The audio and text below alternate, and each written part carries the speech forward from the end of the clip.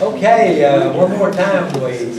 It is a delight to see this many men at Methodist Men. And it's the time that we come together and fellowship together and have a good time. And tonight we're particularly fortunate to have one of our own come and speak to us. And so let me tell you what I've learned about him that I didn't know before.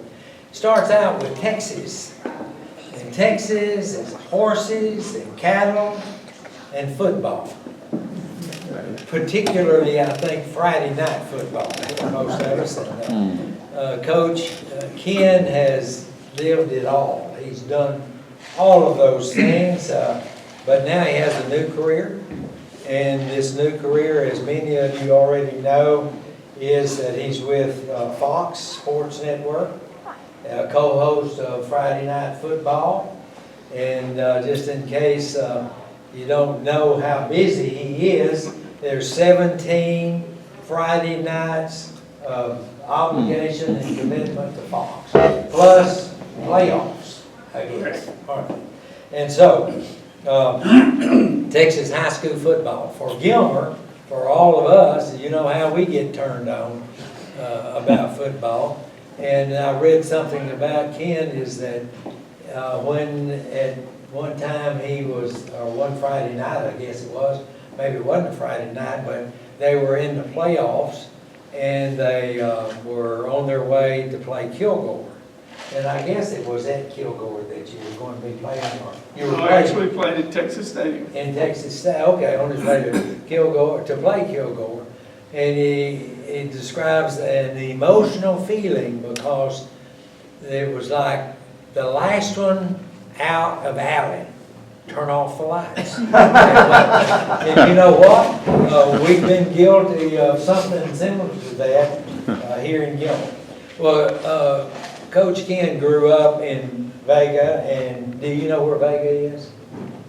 Vega is West Texas, brother, and I mean West Texas. It is west of Amarillo, about halfway to the New Mexico line, and so he grew up there. He's the son. How do you get west of Amarillo? That's just a little space, right? My dad said that was God's country because no one would have West of Amarillo. And I'm remembering back in many years ago when I was high school age, I think all of football came from West Texas. Everything was west of Dallas, but somehow or the other, sometime after that, well, we started playing football over here. But at any rate, he's from Vega, and he's son of a firefighter. And get this, he wanted to be a cowboy. Not a cowboy that you think about. He wanted to be a ranch type cowboy. A person who worked on a ranch. And either that or coach. Well, look how fortunate football is in Texas that he chose to be a coach. 41 years in Texas football, coaching teams that earned, among many other honors, 12 state championship rings. And he's here tonight to share with us his vision, his plan, and his philosophy for success in any endeavor.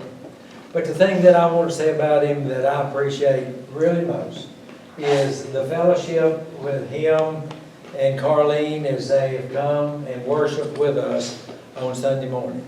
A man of faith, a man of spiritual connection, and a man that I'm proud to call my brother. So, thank you. Thank you.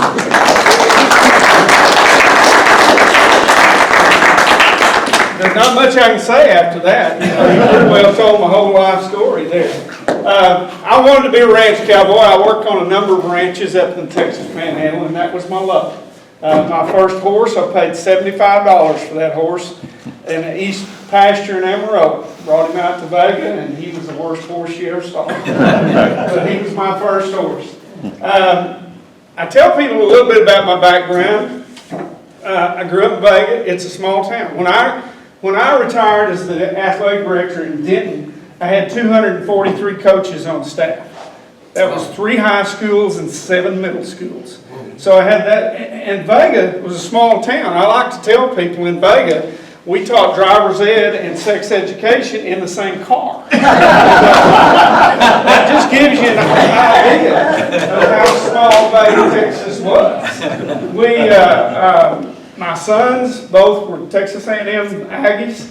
I wanted them always to be academic minded as well as football. They both played quarterback for me, had great careers in high school. They went on to A&M. They didn't play at A&M, but they were excellent students at A&M. One graduated cum laude and the other one with honors.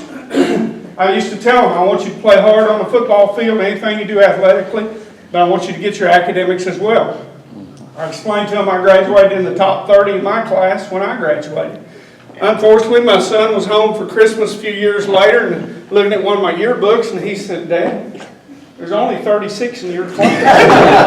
I said, "I told you I graduated in the top 30. I didn't tell you how many were in the class, but it was in the top 30.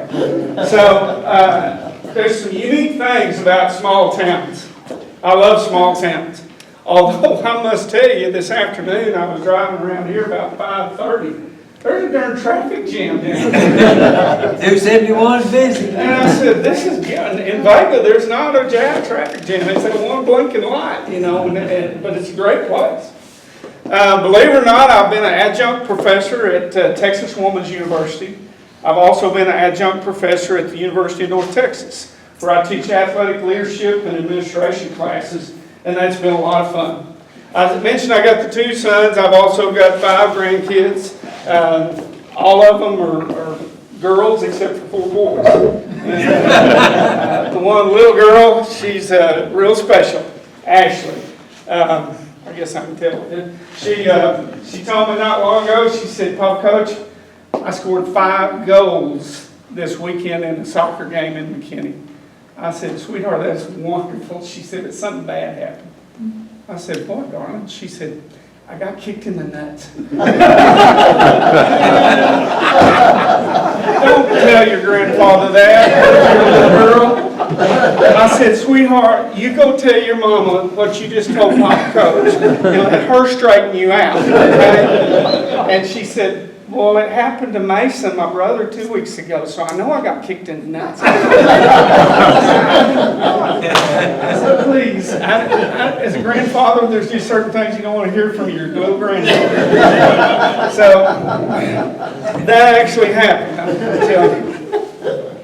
Actually, tonight I want to talk to you a little bit about your Christian life. I'm a Christian. I believe so much in God. He blessed me so much. I was watching a program the other day on John Madden, and he was talking at the end of it how his career, he had been able to be connected with football his whole life. And I've had that same blessing. I was on the floor of AT&T Stadium in 2013, and I was going to retire.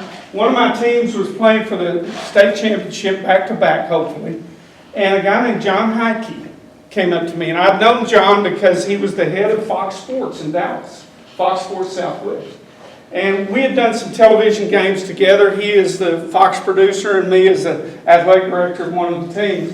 He said, "Coach, you really retiring?" And I said, "Yes, sir, in about 4 hours." and I was. I retired at mid-semester, and the state championships, as you know, are the day before Christmas holidays. But he said, "I want you to come over to Las Colinas and I want to take you to lunch in February." And I said, "Sure, I'd love to." I had no idea what he was wanting. But we went to lunch, and he said, "I want you to come by the studio. I want you to show you around." And we're walking down this long hallway, and he said, "I want you to meet a young man that has won 3 Emmys for his sports productions." He said, "I want you to work with him." And I thought, "Work with him? What are you talking about?" Anyway, we got to the office, and John walked in. He said, "Matt, I want you to meet Coach Purcell." This kid wheeled around, and he said, "Coach!" He's a kid I coached at Plano High School 20 years ago. It's the truth. And I said, "You know, God puts you in certain places. He has a plan for you. If you'll just let go of the steering wheel." Yeah. You know, my whole life, Yeah.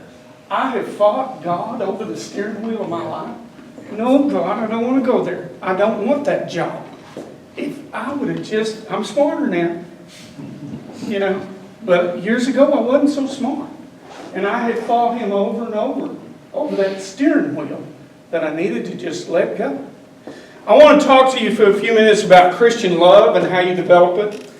Choice, Christian joy, I think, is a choice. Christian peace is a gift.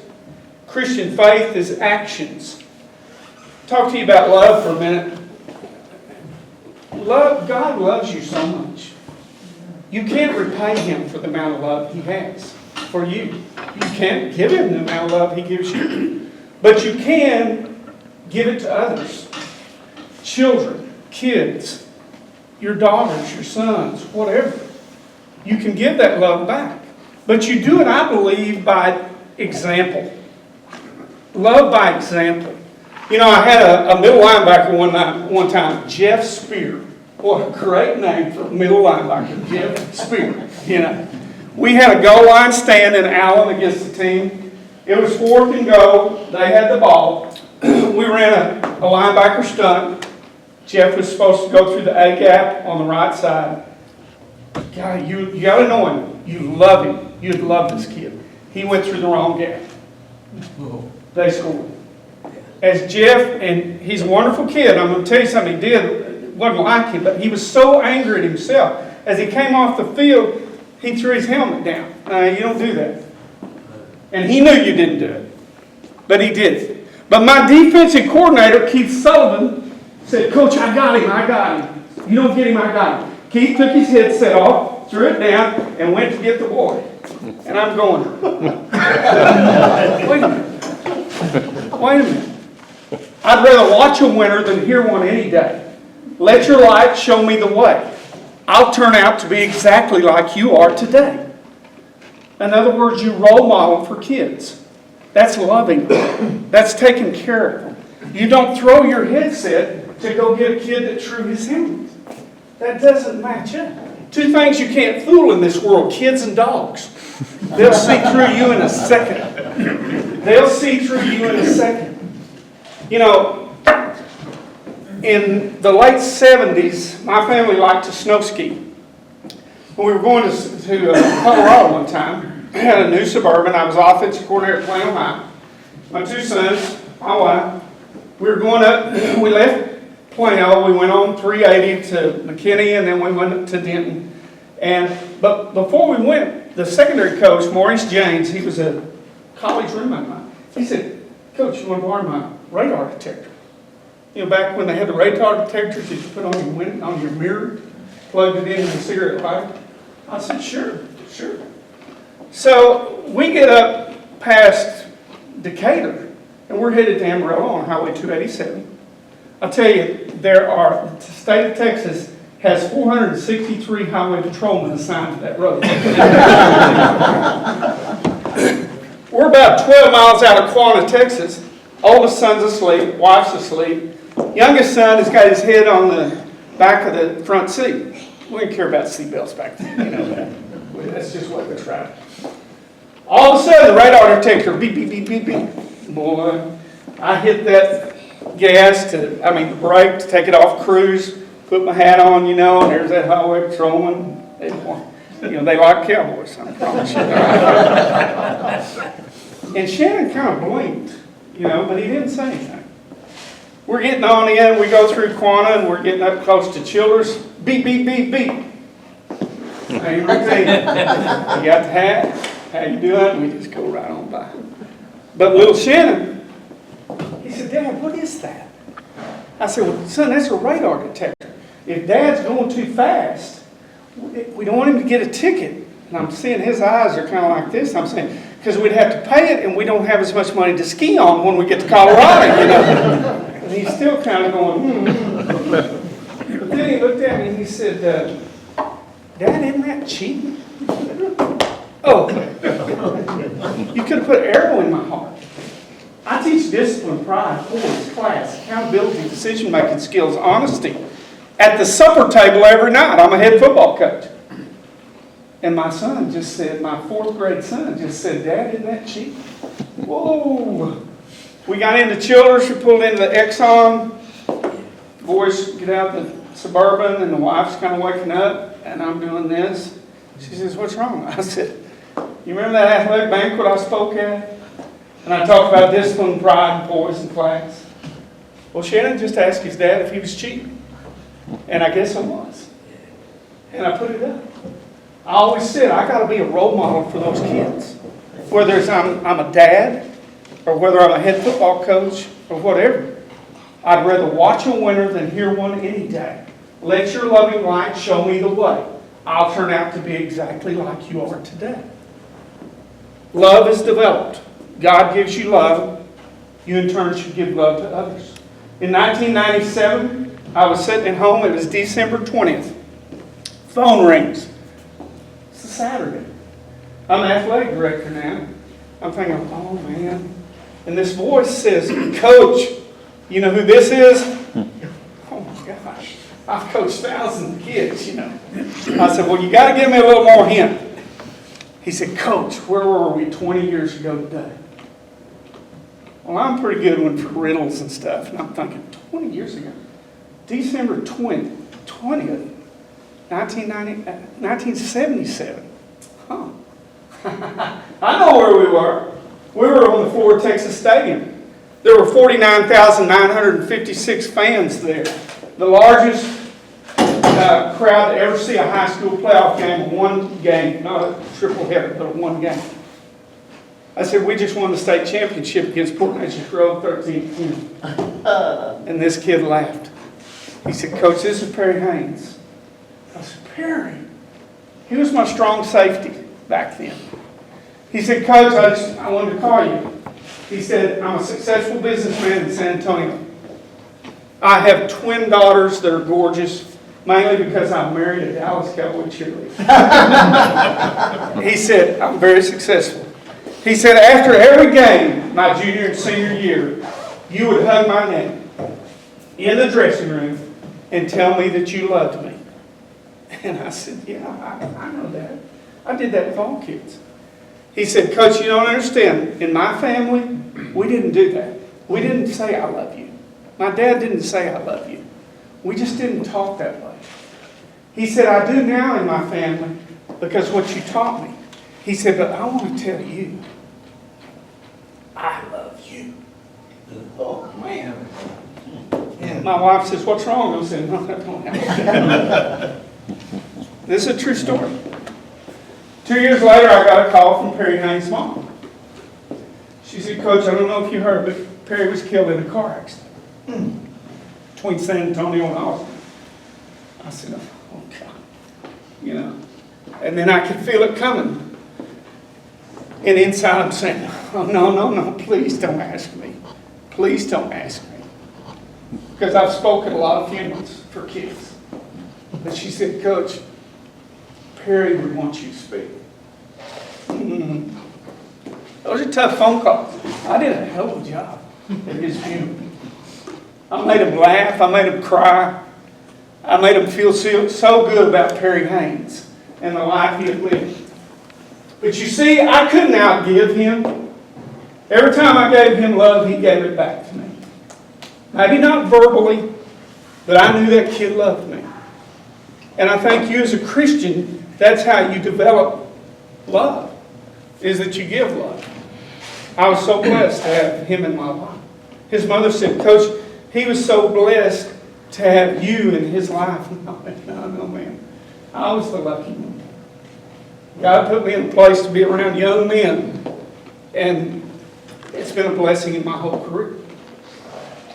I still want to be a ranch cowboy sometimes, but coaching was really good. The second thing I wanted to talk about is joy is a choice you make. I believe that God can give you joy, and joy is hard right now because bad news sells. Bad news sells. Watch the 6 o'clock news every night. Psychologists will tell you that when people go home to watch the news, really, the house that's burning on the news, you say, "Oh man, I wasn't the victim of the day. I'm lucky I wasn't the victim of the day." Bad news sells, and that's bad. All of you in this room, or most of you, remember Mount St. Helens blowing up? Do you remember the plumes of smoke? The gauze mask in the airports? The salmon that were flipping around in the red mud? The trees that were blown down? Oh, what a disaster. Oh, what a disaster. Now, did you know that 2 years later, tourist trade in Washington State was up $4.3 billion because everybody wanted to come see it? Did you know that studies show that 82% of the salmon made it back? Yeah, salmon, you got one chance to lay them eggs, you got to get it. 82%. Did you know that the apple crops in Washington State were the best they've been after 5 years later? Because of the nutrients that volcano put in the soil. The best thing I heard, the CEO of Weyerhaeuser Corporation, which was a lumber company, said to his board of directors, is the banner year. The volcano blew our trees down, stripped the bark, and sent them to the bottom of the mountain with no labor involved. It was the biggest profit we ever had. You see, I believe as Christians we must look for the good in the world. The media is going to, the worst feeds you the bad. But you have a choice. You see what you want to see in life. I love Paul Harvey. I hate that Paul Harvey's not around. You can't believe how many times I got off a farm tractor and sit in a pickup truck with a glass of tea and a mason jar and 2 sandwiches in a sack, ate my lunch and listened to Paul Harvey. Yeah. But Paul Harvey was talking about people, you choose what you want to see. He was talking about a lady in Minnesota, 82 years old. She had just bought a house, and it was in a tract homes where they were all kind of alike, you know. And the first day she was in the house, she called the police at 5:30 in the evening. And she said, I'm sorry, there's a man exposed himself to me in the next door. Well, the police came straight there. She took them through the living room, into her master bedroom, into the bathroom, and said, right there. And they looked out this bathroom window, and nobody was there in the next house. She said, he was there. They said, well, ma'am, if it happens again, you call us. 5:30, next day, she's on. He's doing it again. Here they come. She meets him at the front door. We'll get him this time. Takes him through the loft, takes him through the living room, through the master bedroom, goes to the bathroom. There he is now. Well, there was a bathroom window over there that looked in, it was a shower. And there was a man taking a shower in there, but you could see him from only here up. And the police officer said, yeah, man, we see him, but there's nothing, you really can't see anything, you know. She said, if you get up on the commode, you see what you want to see in life. You see what you want to see. If you want to see the bad, you'll see the bad. If you're a Christian and you want to see the good, you will see the good. So I challenge you to Christian love, and I'm talking about Christian joy. It's so important that you realize you control that. The third thing I talk about is peace. Everybody in this room, don't you wish you could just have peace sometime? Peace with the world, peace with your family, peace with yourself. God provides you peace, peace of mind. But you have to accept it. It's a gift. You know, some people, I've heard say that worry is a sin. If you worry, it's a sin because you shouldn't worry. God's got you. He's got you by the shirt tail. Don't worry. He's got you. Let it go. And that's hard. Back to the steering wheel. It's hard. You know, when I was the offensive coordinator at Plain, Ohio, one of my jobs, we're a very successful program. We were playing Odessa Permian in the semifinals nearly every year. We were rocking and rolling. One of my jobs, though, on Thursday morning was go to the Dallas Cowboys office. They weren't in Valley Ranch. There wasn't a Valley Ranch yet. They were in Executive Towers across from SMU on Central Expressway in Dallas. Well, my job was to go there every Thursday morning and get a highlight film. It was a big 16 millimeter. Remember the big plastic cases? 16 millimeter came in. Well, on Thursday night, we had a team meeting where we would show our team for 30 minutes. We'd go over film on the opponent. But then we'd push back the chairs and we let them lay on the floor and we'd watch the cowboy highlight film. Well, the next morning on Fridays, it was my job to take the film back to the Cowboys. I did this for 4 years. Well, at one time, it happened. I parked on the ground floor like I always did. I went in, but there was parking underneath this high-rise building where the employees park. And I punched the elevator. They were on the 9th floor. But I see it's coming up from the basement. No big deal. And I'm standing there. I got my little Plano High School shirt on, coaching shirt. And the door's open. I'm sorry. God was there. He had a fedora hat and a suit coat. And I froze because Tom Landry was standing in front of me. And I got on the elevator and he looked at me and he said, "Coach, how you doing?" I said, "I'm sorry." I'm serious, my voice just kind of... He kind of smiled. And I'm thinking, I got 9 floors alone in an elevator with Tom Landry. I hope the elevator gets stuck. He looks at me and he said, "Coach, y'all had a great year last year." This was 1978. We'd won the championship in 77. I said, "Yeah, Coach, but y'all had a great year. Cowboys won it in 77. He said, "Yeah, Coach," but he said, "I grew up in Mission, Texas." This is a true story. He said, "I grew up in Mission, Texas." He said, "I played Texas high school football." He said, "I know for a fact there's 243 teams in 4A. That was the biggest back then. There was no 5 or 6 then." He said, "You fought your way through 243 teams." He said, "There's only 28 NFL teams." He said, "About that time we were at the 9th floor. It dings, you know, and the door." I went, "Oh, Tom." No, I didn't. I was so awed by him. He had a peace about him. He had Super Bowl rings. He had all that. But he would just talk to me like you and I are talking. He had such a Christian peace about him. You know, at Fox a few years ago, I got to talk about Coach Landry. I'm a person that I get to know everybody. I know the cameramen as much as I know the broadcast people with me. I know all their names. That's just what I do. That's just the way I am. But I mentioned Coach Landry one time, and they were all just kind of awed. Well, I had a letter from Coach Landry that he had sent me about speaking to my FCA.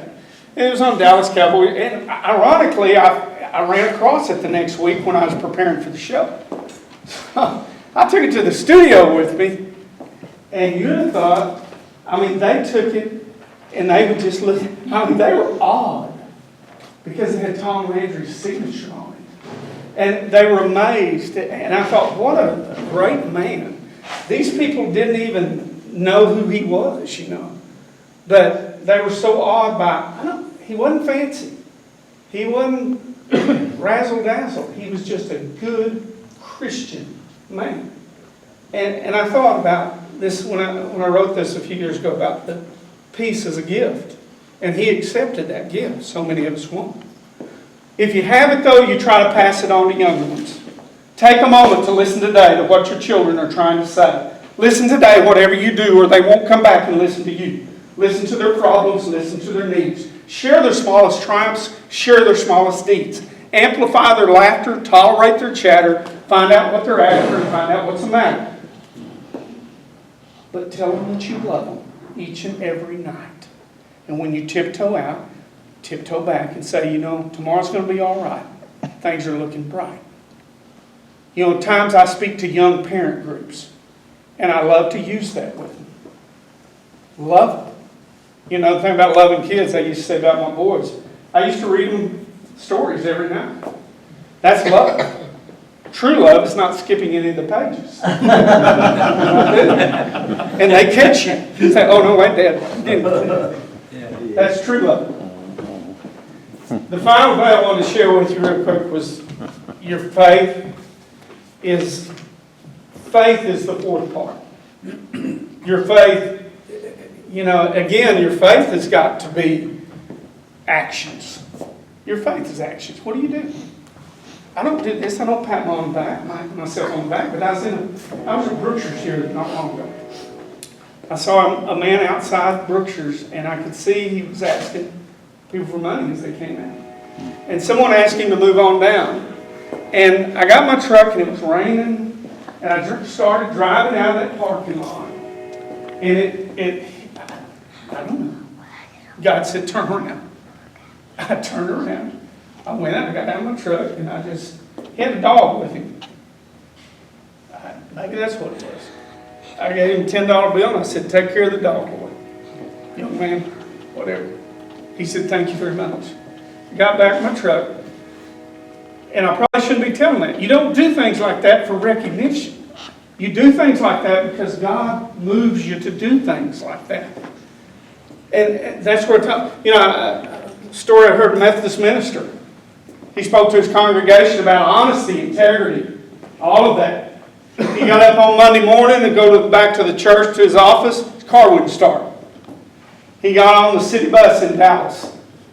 And he got on, he handed the driver a $10 bill. Driver gave him his change. He went back to the back and sat down. He sat down and he got to looking, and oh my gosh, there was an extra 10 there. He gave me a change for a 20 instead of a 10. Of course, the minister's first thought is, thank you, God. Maybe you're helping me there. But as he got off the bus, he went up and he told the bus driver, he said, I'm sorry you gave me change for a 20 out of 10. Big old bus driver smiled. He said, yes, Reverend, I was in your church yesterday. I just want to see if you walk the walk as well as talk the talk. So you never know when somebody's checking you out. Faith is how you do things. I talk about another example of faith. It's a Texas road. Your life is a Texas road map. Okay? And it unfolds one fold at a time. Okay? If you could unfold the whole map right now, you'd say, oh, I see, God, why you brought me down here so I could get to here, and then you brought me over here. But guess what? Life doesn't let you do that. There's a folded up part all the time. Okay? Yeah. And you say, well, how do I deal with that? That's called faith. That section is the faith part. This is the section that's folded out, and you can see, it's going, okay, God, I got you. Wait a minute, I can't see this section. Well, what do I do there? That's faith. That's letting go of the wheel. That's saying, I know you got me. I know you got me, God. If I fall, you got me. So I've always talked about a Texas road map being like that. The other thing I challenge, the last challenge I leave you with, is be happy today. Today. Okay? My youngest son, Shannon, played for me. When he was at Ford Middle School, he always would come over and walk over to the field house. Dad, see Dad after school. Dad, someday I'll be so happy when I get to play at the high school. He got to the high school, he was on the freshman team, starting quarterback. God, Dad, someday I'll be so happy when I'm on the varsity and coach back. Got to the varsity, did a great job. He ended up going to A&M, but after his senior football season, he said, Dad, I'll be so glad when I get to A&M. Someday when I get to A&M and live with Sean, my older brother, who was already at A&M. He went to A&M, he did great, graduated with honors. His first job was Highland Park High School. Coached the receivers and quarterbacks, and he had a terrible quarterback named Matthew Stafford. Okay? And Coach Matthew Stafford. And he's with Detroit Lions. Okay? And Shannon said, someday I'll be so happy when I can win a state championship. Well, Matthew Stafford, they won a state championship. Finally, he called me and he said, Dad, someday I'll be so happy when I'm a head coach. I finally said, whoa, there's a pattern here. I said, son, meet me at the Chili's on Central Expressway. Can you do that? He said, yeah, I can. We're in service today and I'm out in an hour. I said, I'll meet you there. I said, son, since you were in the 6th grade, you've been wanting someday I'll be happy someday. Someday I'll be happy. You need to become happy with who you are right now. There's a poem I always use that's closing. It's called Someday I'll. There is an island fantasy, a someday I'll you'll never see, where recession ends and inflation ceases, where your mortgage is paid and your pay increases, where your children are sweet and already grown, and the other countries can go it alone. But happiness cannot be sought. It can't be owned. It can't be bought. Happiness is where you are right now, pushing a pencil or pulling a plow. It's staying in school and it's standing in line. It's facing the cold and it's being on time. You see, happiness is not the destination. That's life's most important revelation. You'll trudge through life going mile after mile, but you'll never set foot on that Sunday off. You got to be happy with who you are. God made you the way you are. You're His child. He loves you. You need to give that love to others. You know, I conclude, I talk about challenges. As a football coach, I challenged kids to be better. Better players, but better people. I had 6 things in my program: discipline, pride, poise, class, accountability, and decision-making skills. Man, don't you wish you had that in Washington, D.C.? All those things. Discipline, pride, poise, class, accountability, and decision-making skills. Man, if I could get every kid to do that. But I challenge them. Tonight I challenge you to develop your Christian love. I challenge you to choose Christian joy. Don't let the bad news drag you down. Choose the joy. Accept the gift of peace. God is with you all the time. You may not believe it. And sometimes I've thought, where are you, partner? He was here. And then finally, base your Christian faith on actions. Don't just sit and say I'm a Christian. Show people you're a Christian. And then I think you'll be successful. Will you pray with me? Heavenly Father, bless these men. Bless their lives that you have given them. Bless their families. Give them the ability in the future to trust you, to love you, to accept your love and peace in return. And I pray that they go on and live more effective, more beautiful lives in your gracious land. In Christ's name we pray. Amen. I appreciate it.